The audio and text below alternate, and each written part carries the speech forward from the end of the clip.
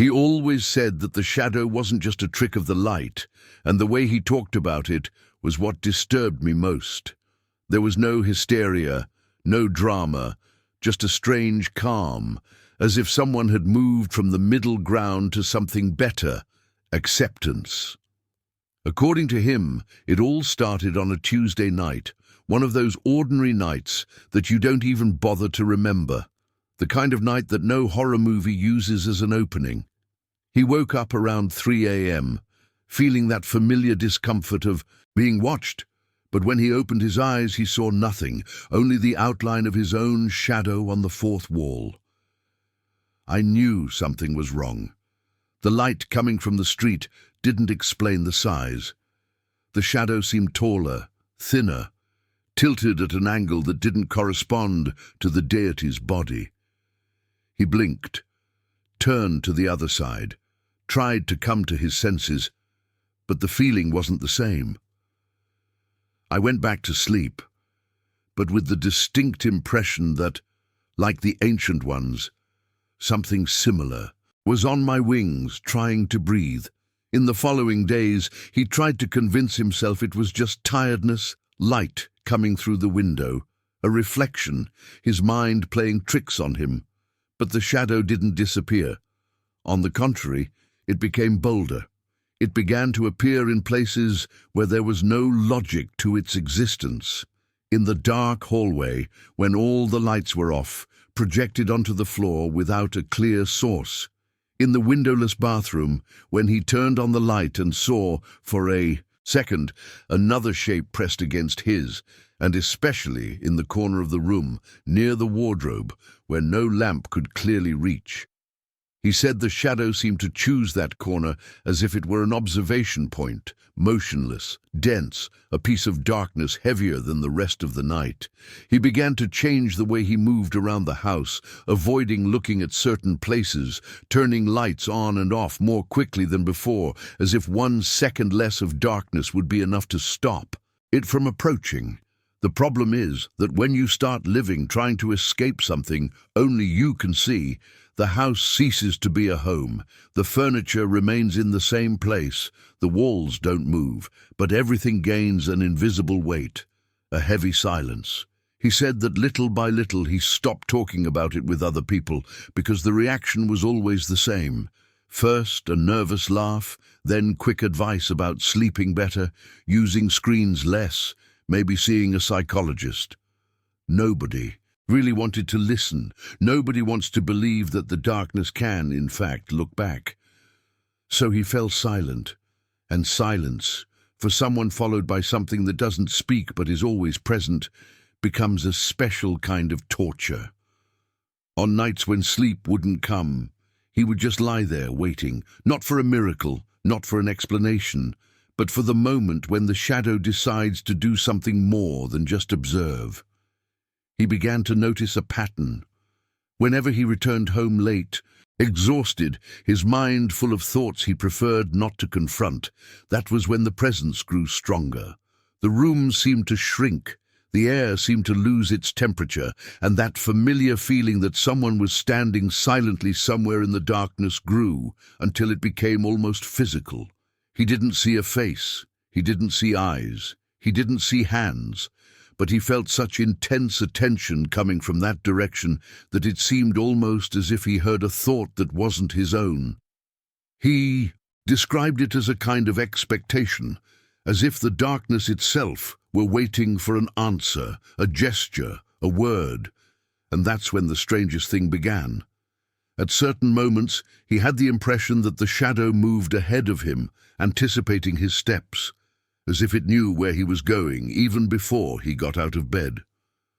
Over time, the line between light and shadow, between home and presence, began to disappear.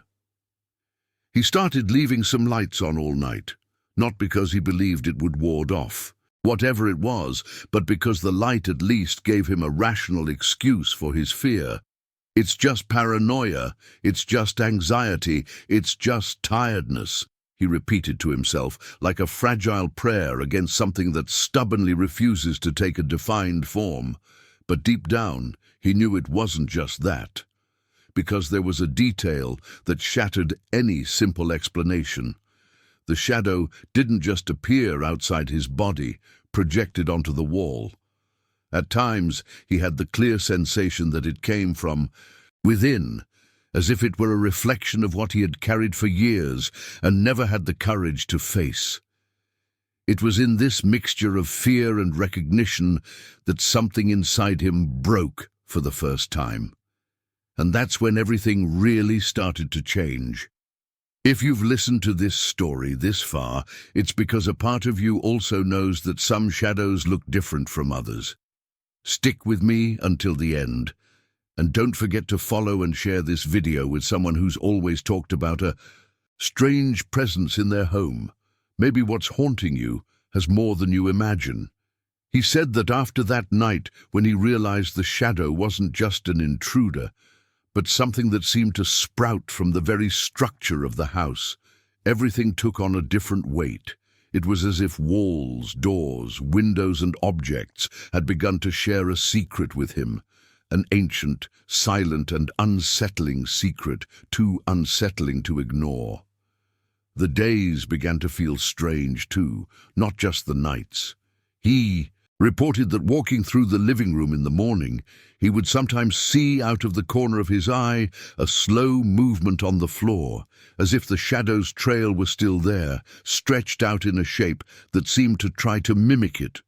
But when he turned his head, nothing. Nothing. Only the light coming through the curtains and the persistent feeling that something had hidden itself too quickly. He tried to react like a rational person, taking deep breaths, repeating that light doesn't create a living shadow, that shadows don't breathe, that shadows don't crawl. But it was useless because logic could no longer compete with what he felt. And, according to him, what most disturbed his peace was not the presence itself, but its familiarity, as if it already knew him before even revealing itself. He began to avoid any form of darkness. He walked around the house, turning on lights he never used, like the pantry lamp, the dim hallway light, the lamp he only used for reading. He slept with the television on mute, just to have a muffled glow illuminating the room. He said that the light didn't dispel the shadow, it simply stayed there, more contained, more silent, as if patiently waiting for the natural return of night. And that was worse, because fear that screams you confront, fear that observes you surrender to. Each new day seemed to consume part of his mental stability, and every small variation in light kept him alert, like someone living with the enemy inside their house. He began to notice small physical signs as well. The hairs on his arms stood on end for no reason. His breathing became short in certain rooms. The back of his neck burned, as if a heavy gaze were fixed behind him. It was the kind of sensation that has no proof, but also no way to deny. Over time, the shadow began to manifest itself in ways that left him without any logical explanation to hold on to. He told me one morning when he was brushing his teeth, looking in the bathroom mirror. The shadow light was on, bright, strong. There was no darkness, no strange reflection, nothing to justify fear. But as he rinsed his mouth, he saw a second silhouette in the mirror. Not a complete figure, but an outline, as if someone were standing behind him. He turned immediately, his heart pounding so fast, his vision almost blurred. There was no one there. Just the small bathroom, the towel hanging, and the soft sound of water dripping from the tap. But when he returned to the mirror, the silhouette was still there, and it wasn't him. He said he stood still, motionless, watching the dark outline grow and shrink as if it were breathing. That's when he realized that, for the first time, the shadow didn't just seem to mimic the human body, it seemed to smile. Not a sharp smile, with a mouth or teeth, but a subtle arching of the shape, as if it were pleased to finally be seen exactly as it wanted. That night, fear turned into something else. It turned into coexistence, a strange kind of resignation. He told me he tried to go to bed early, but the room seemed smaller than before, as if each wall had moved a few centimeters forward while he wasn't paying attention. He turned off the light and, at that same instant, felt the mattress sink slightly on the opposite side. It wasn't the weight of a human body, but it wasn't light enough to be his imagination either. It was as if something had sat there, waiting. He froze, lying on his back, trying not to breathe heavily. That's when he heard that first clear sound. Not a whisper, not a breath, but a muffled murmur coming from the pillow, a sound so low it seemed to emerge from within the very wood of the bed. He said he couldn't understand a single word, but he didn't need to. The tone was enough. It was a voice that carried no hurry, no fear, no effort to communicate. It was a voice that seemed to speak to someone he already knew, someone with whom he already had a history. The following days were marked by small, disturbing coincidences. He found open doors that he remembered having closed, objects out of place, lights flickering in rooms that had never had an electrical problem. But for him, the most frightening thing was the feeling that everything was being done intentionally, not to hurt him, but to remind him of the constant presence of something that refused to be ignored. One afternoon, while trying to work in the makeshift office in the living room, he heard a crack behind him, a dry sound, like wood giving way. When he turned around, he saw the shadow projected on the wall, only this time it wasn't simply standing still. It was gesticulating, as if trying to form an arm, a movement, an imperfect human gesture. The shadow seemed to be trying to speak with its body. He said that at that moment he lost any illusion that it was just a visual manifestation. It wasn't light, it wasn't projection, it was behavior. One night he decided to test his own sanity. He picked up his cell phone and pointed the camera at the corner of the room, where he knew the shadow liked to linger. The room was lit only by the bedside lamp, creating a soft yellow glow. At first glance, nothing appeared on the screen, but when he zoomed in, the image became grainy, distorted, as if the phone refused to show what was there. He said the screen began to tremble subtly, even without him moving his hand. And then something emerged, a dark blur, a dense mass that seemed to try to move away from the camera's light. When he zoomed in even closer, the screen went black for a second, as if the device had lost its function. And at that moment, he heard the whisper again, right behind his ear. It wasn't a word, it wasn't a sentence, it was just a firm, long sound, almost like breathing someone's name. He jumped back, dropped the phone, turned on all the lights, and that's when he realized the worst part. The sound wasn't coming from outside. It had come from inside his head, as if someone had whispered directly between their thoughts. From that point on, he began to understand that the shadow wasn't following him. It knew him, as if it had its own memory, as if it were waiting for the right moment to reveal something that had always been there. He began to feel that his own house was transforming into a shared space, half his, half the entity's. The shadow appeared not only at night, but also in moments when he was emotionally vulnerable, when he woke up tired, when he thought about things he had avoided for years, when he tried to escape certain memories. It was as if that presence was directly linked to what he kept inside himself. He stopped asking himself, "What is this?" and began to ask, "Why me?" And deep down, he knew that the answer was something he might have already forgotten, or that the shadow was about to remind him of. He said that after that last night, when the whisper seemed to pierce through his very thoughts, something inside the house, and inside him, changed forever. It wasn't a sudden event, no door slamming, objects flying, or any obvious manifestation that a horror movie would use to mark the beginning of the fall. No, it was something much more subtle, much more intimate, something too silent to be natural, the constant feeling that he wasn't just being watched, but followed. From that point on, every step he took seemed to have another step behind it. Every breath seemed to have a delayed echo a few seconds later. Every silence seemed too full to be just silence. He began to realize that at certain moments the shadow seemed to act as if it were remembering something about him, as if it were waiting for him to recognize something he didn't yet have the courage to see. He recounted that upon waking one morning he felt a weight on the bed on the opposite side, not a physical weight, but a displacement in the mattress, like when someone gets up slowly, trying not to wake the person sleeping. The mark remained there. For a few seconds, a slight depression near where his feet had been, but when he reached out there was no temperature, no shape, nothing, just the certainty that it had just come out of there.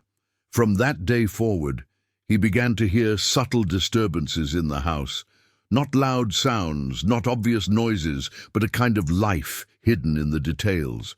Rhythmic creaking of wood, like slow footsteps crossing the hallway, a short whisper that faded as soon as he held his breath to hear better, an almost imperceptible vibration in the air, as if someone were about to speak but stopped when he got close. It was as if the entity was testing the distance, feeling the boundary between what it could and what it wanted to reveal. He recounted that, at a certain point, he began to feel a presence to his right, always to his right, never to his left, never behind, never in front. As if that specific side were the meeting point between his world and hers. Any attempt to quickly turn his face resulted in the same scenario, nothing. But the sensation remained, insistent, cold, patient. And the worst part was that despite not seeing it, he could perfectly imagine what was there. Not a clear figure, not a face, but a curved, tall shape, leaning forward, like someone tilting their body to hear better. It wasn't an aggressive presence, but it wasn't friendly either. It was something I observed because it had a purpose. As the days passed, the entity began to directly interfere with how he perceived space. He reported that, upon entering a room, he would sometimes see a corner become slightly darker, as if the brightness of the light diminished exactly where the shadow's outline used to be. It wasn't a blackout. It wasn't a burnt-out light bulb. It was a kind of selective blackout, denser, heavier shadows, as if they absorbed the ambient light. And this began to happen not only in the house, but also outside of it, at the supermarket, on the street, even at work. He would walk down a lit corridor and, for a brief second, see a dark spot moving with him, always a few steps behind, always within the peripheral field, never in the center of his vision. The presence was no longer limited to the home. It was following him, and, in a way, he already expected it. Because, even when he tried to escape the house, the brightness, the rooms that previously calmed him, the feeling of being followed, didn't lessen. On the contrary, it seemed stronger in places that were supposedly neutral. His mind began to confuse recent memories with old sensations. He reported that sometimes, when he closed his eyes, he remembered certain details that didn't belong to the current house.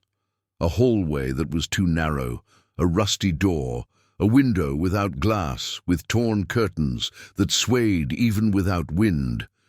It was as if the presence was sharing images with him, images that didn't come from his memory, something that came from another place, another time, or, as he described it, another story.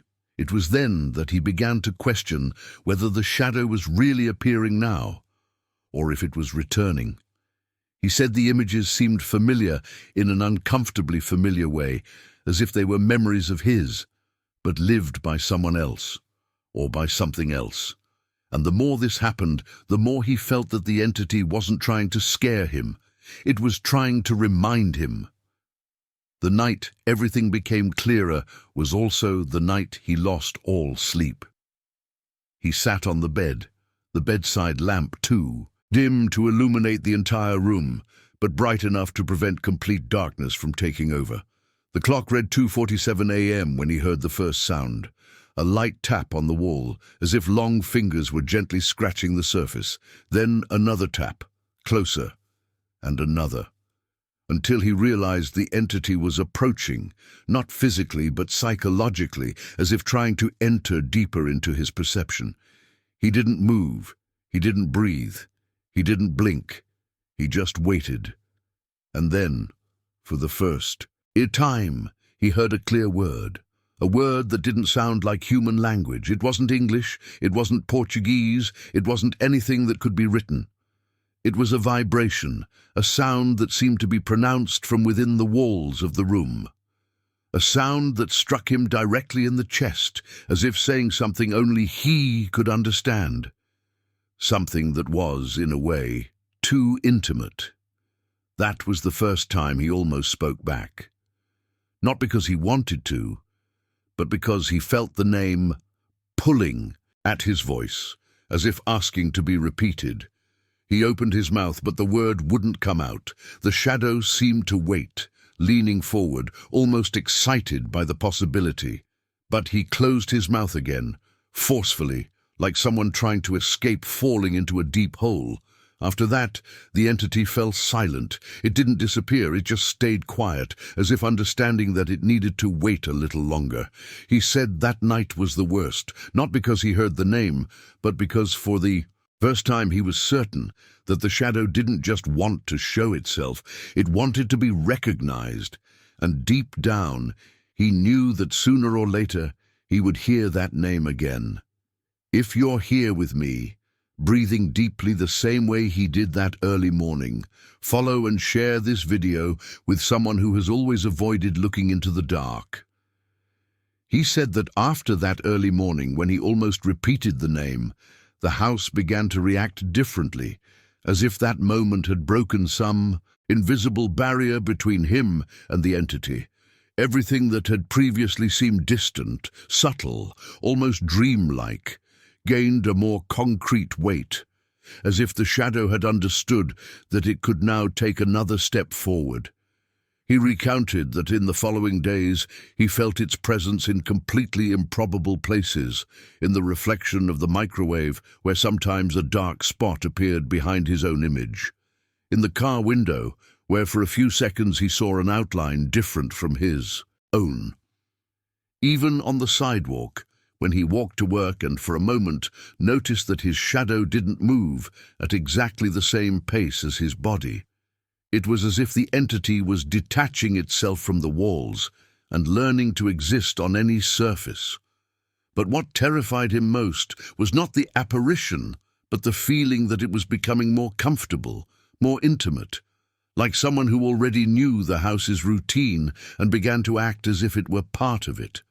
The emotional connection between the two began to strengthen without him realizing it. He reported that on certain mornings he would wake up with a sudden sadness, a deep melancholy he didn't recognize in himself.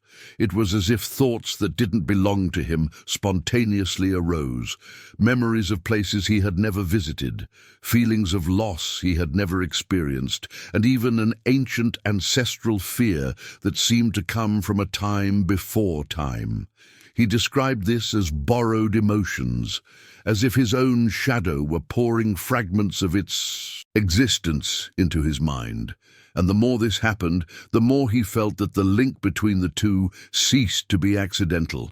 The entity wasn't just accompanying him, it was communicating, not with words, but with sensations, not with phrases, but with profound emotional charges.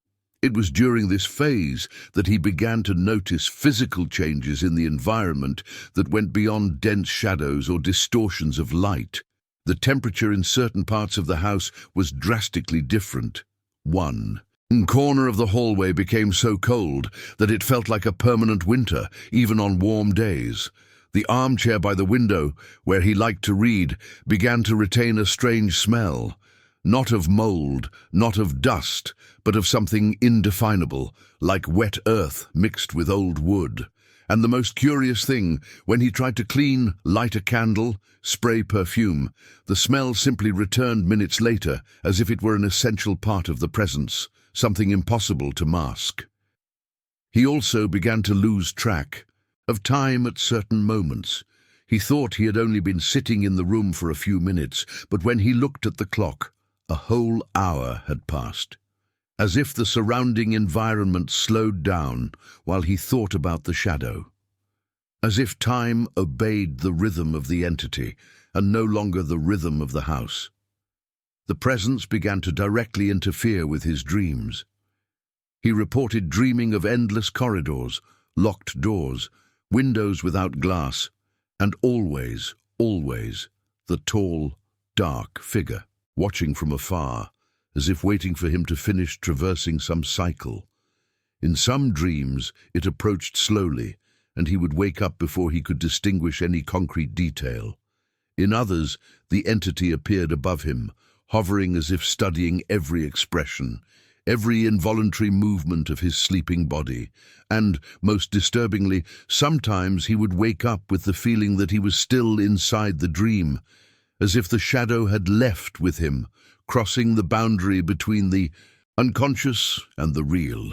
It was a hybrid state, half awake, half trapped in a second reality, and he said that, in those moments, it was impossible to know if he was really awake or if the entity itself was keeping him within the experience. One night, he had the strangest dream of all.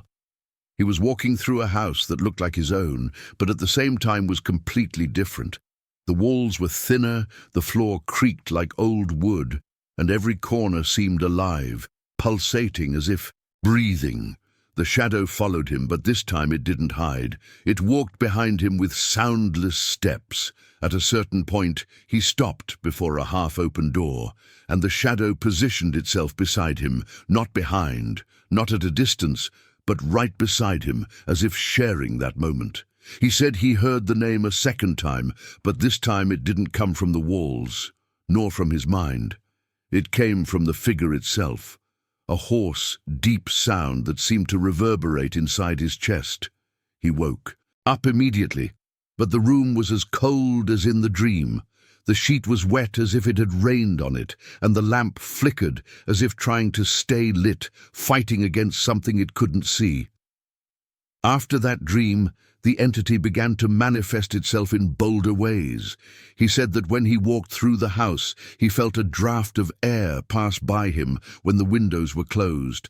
Sometimes he heard footsteps climbing the stairs, slow, wide, dragging steps, as if the thing climbing there had legs that were too long. Other times, he heard a slight creak in the wooden door of the bedroom, exactly at 3:13 in the morning, always the same time, like a warning, a reminder. It was as if the entity were saying, "I'm here, I'm coming." And however much he tried to rationalize, however much he tried to convince himself that they were common sounds, part of the house's structure, he knew, deep down, that it wasn't just that. Because the presence always came accompanied by something more. A specific cold, not just any cold, but a cold that had intention. The peak of this phase occurred one early morning when he was lying completely still, trying not to breathe deeply so as not to attract attention.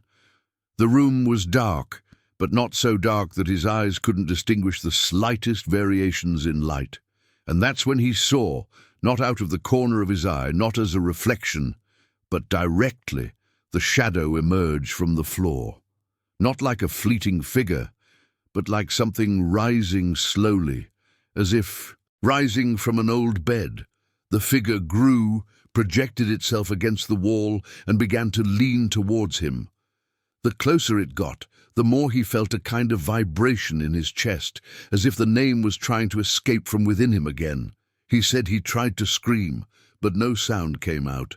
He tried to get up, but he was trapped, as if his body were held by something invisible. The shadow came so close to his face that it seemed to breathe along with him.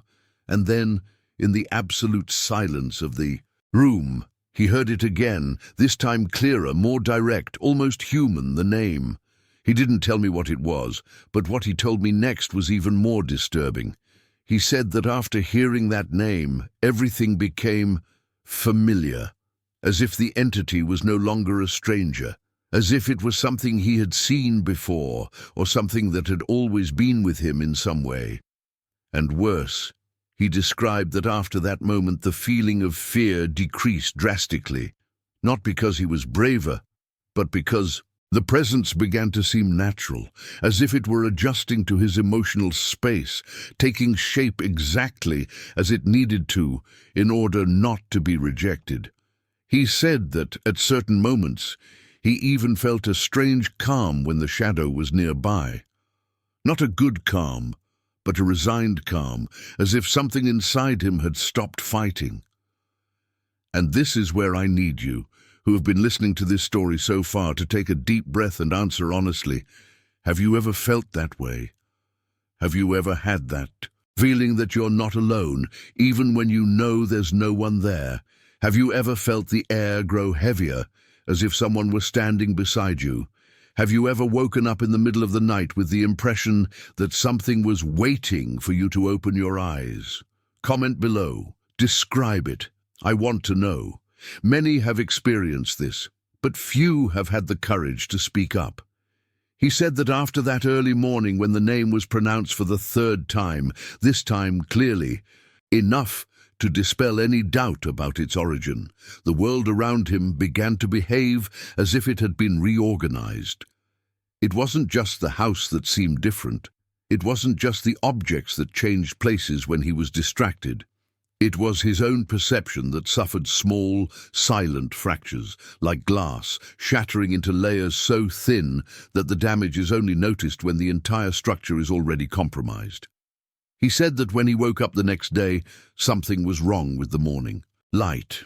It was bright, yes, but it wasn't welcoming. It seemed like a kind of filtered lighting, emptied of life, as if the sun had been drained of its warming function. The brightness illuminated the house, but it didn't illuminate him. It was as if the light no longer recognized him, as if something inside him had changed so profoundly that even the light hesitated to touch him. And it was there, sitting on the edge of the bed, that he noticed the first great transformation. His shadow, no longer followed his movements as before. When he stood up, when he walked, when he raised his arm, the shadow took a second longer to react.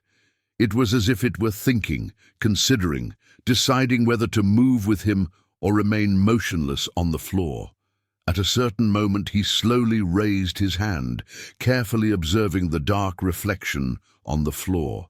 And for a moment, frozen in time, the shadow stood still, completely still, while he moved. Then, with a smooth and almost elegant gesture, it imitated the movement, but in a slower, more fluid, more conscious way. He said that this was enough to take his breath away for a few seconds, not because he was afraid, but because he understood. The entity no longer needed his body to project itself. It no longer depended on light. It didn't depend on anything human. The shadow had gained autonomy. In the following days, the feeling of being followed transformed into a kind of shared presence. Instead of feeling something behind him, he began to feel something within. The atmosphere was like a silent breath filling every corner of the house. He said that when he opened the bathroom door, he would sometimes find the mirror completely fogged up, as if someone had just taken a hot shower in there, even though there was no steam, no water running, and no physical explanation. When he ran his hand over the glass, the steam would disappear, but return seconds later, revealing an almost imperceptible outline, as if long fingers had touched the mirror from the inside out. On certain days, objects seemed to move not aggressively, but with a kind of supernatural smoothness, as if pushed by a non-existent breeze. Glasses would slide a few centimeters on the table. Doors would sway silently. The lamp flickered not because of a bad connection, but as if trying to keep up with the rhythm of another energy, a rhythm that didn't belong to the house. He reported that he began to realize the entity had humor. Not human, not predictable, but a kind of emotional presence that varied according to his state. When he was sad, the shadow appeared closer, more upright, more present, as if feeding on his melancholy. When he was angry, it moved away slightly, assuming a narrower, more compressed form, as if it didn't want to share that kind of emotion.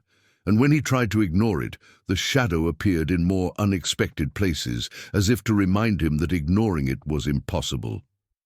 On one particularly tense night, while trying to sleep, he heard a slow scratching sound on the wall, as if invisible fingernails were tracing long, deep lines in the plaster. He turned on the light in despair, but the wall was intact. Still, when he turned off the light again, the sound returned, not from the wall, but from inside his own head, as if the entity were playing with his perception. From that point on, the house ceased to belong to him. He said he began to feel that he no longer owned the space. Each room seemed molded to accommodate a presence, not him. The living room grew colder at nightfall, even with the air conditioning off. The kitchen had small rhythmic creaks, like light tapping on tiles, always in the same pattern. And the bedroom seemed to breathe. Sometimes the sheet would move, not violently, but with an almost imperceptible sway, as if pulled by someone trying to adjust the fabric to better fit beside him. He began to sleep with his back against the wall, not for protection, but to try to avoid the sensation of something approaching from behind. But even so, on some nights, he would wake up with the clear feeling that someone was standing beside the bed, completely still, just watching. The room became so silent at those times that even his own heart seemed to beat slower, as if afraid to attract attention. That's when the sensory manifestations began.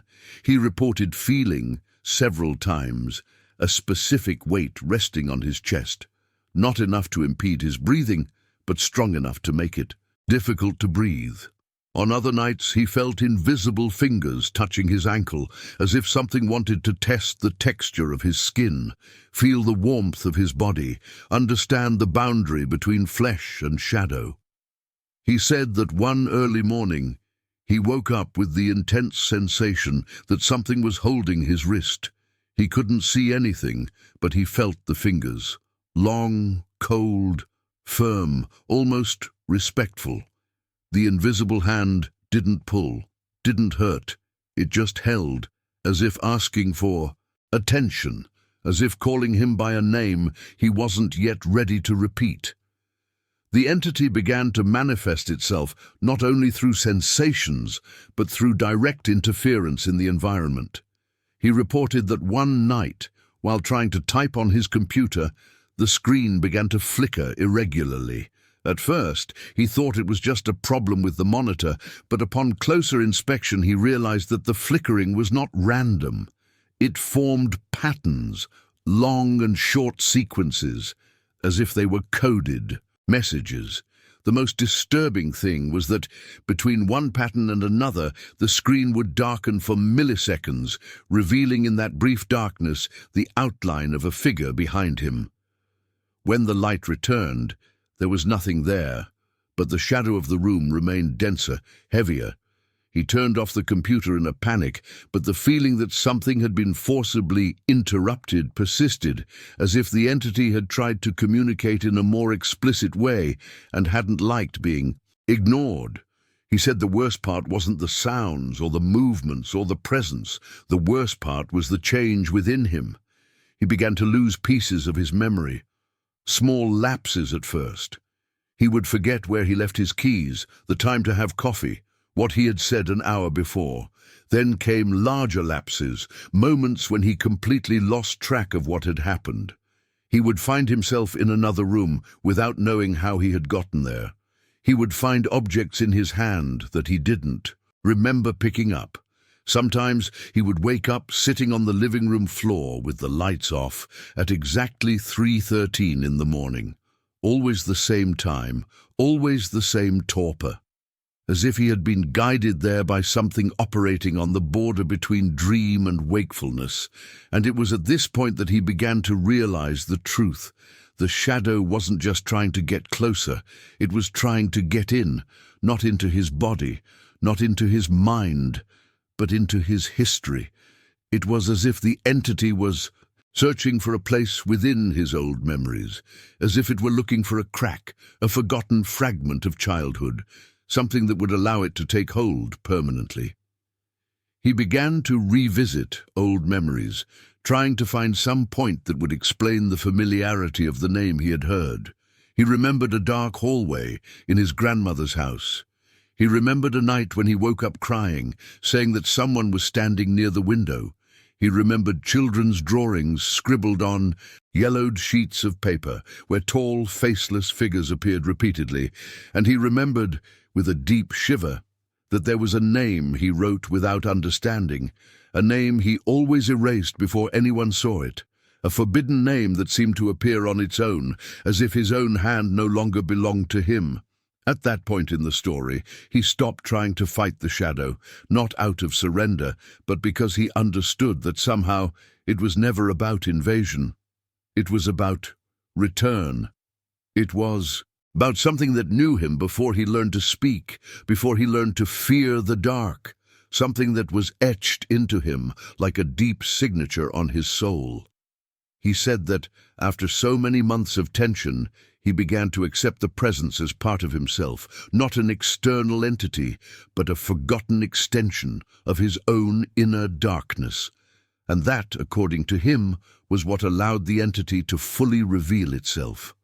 But what he saw and what he heard that night, I can only tell you if you want to. Keep listening, because this is where the story stops being about haunting and starts being about recognition.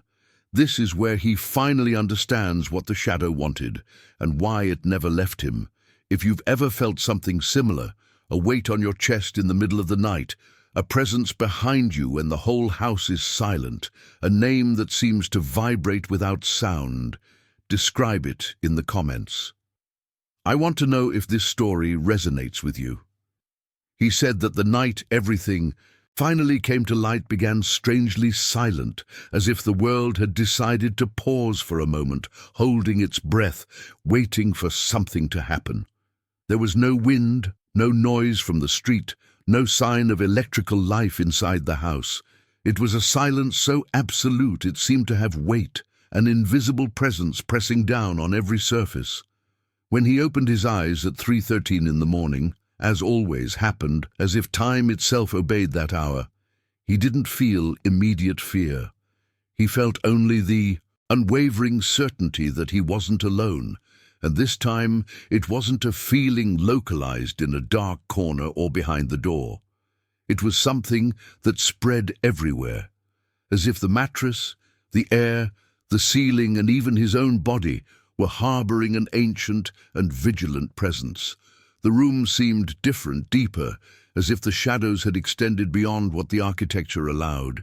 He sat up slowly, trying to maintain his lucidity, while his vision vibrated at the edges, as if the walls breathed. Along with him, there was no silhouette standing in any corner, there was no clear outline of any entity, but there was the certainty that something was walking invisibly around the bed, something that no longer needed to show itself because it was already completely within his space.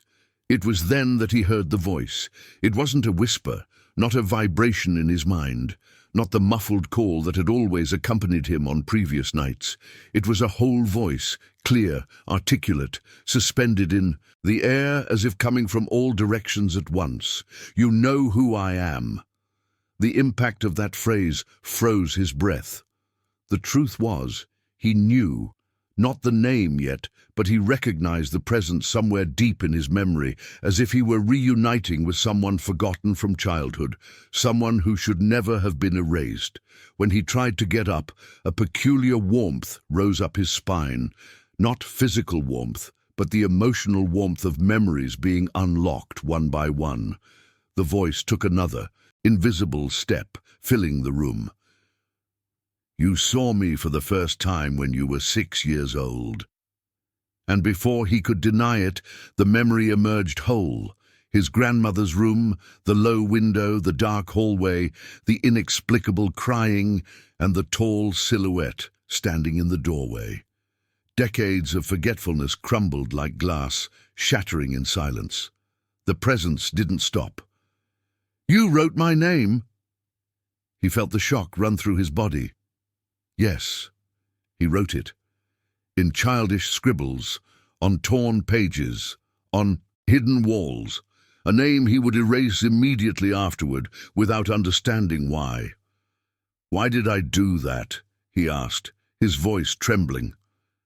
The answer came softly, almost bitterly. "Because I was already with you." The mattress sank beside him, not with brute weight, but with intimacy, like someone who had always been too close. The air grew so cold it burned his skin. The voice approached his ear, so close it seemed to touch him from within. "Say it." The name pulsed in his mind like something alive, but his throat refused. The entity didn't insist, it just waited. And while it waited, something touched his chest, not a human hand, but fingers made of dense wind, piercing his flesh as if searching for the exact memory. And then it happened. The name came out on its own, as if it had been whispered from within, an impossible, metallic, ancestral sound that seemed to remind itself of itself when pronounced. When the name echoed in the room, the shadows retreated like obedient animals. The presence was satisfied, not happy, but satiated. He understood in that instant that the entity never wanted to frighten him, never wanted to expel him from anywhere. It only wanted to be remembered, recognized, named, as if it only existed when someone called it by the name it had always carried. After that, silence returned. The air returned to normal. The light cut through the darkness again. But something remained irrevocable. Its shadow never again moved in perfect synchronicity. It lagged half a second, like someone who thinks before acting. Sometimes it observed, sometimes it hesitated, as if it had a life of its own. And that's how he lives to this day, with the light always on, with the name buried where no one can hear it, and with the certainty that if he dares to turn off the light, the presence will return to sit beside him, exactly as it did when he was 6 years old. Now tell me, have you ever felt something like that? Have you ever had the impression that the silence was alive? Have you ever seen its shadow hesitate before moving? Have you ever heard its name when there was no one around? Comment below and describe what you have felt, because perhaps this story has found you, or perhaps you have found it.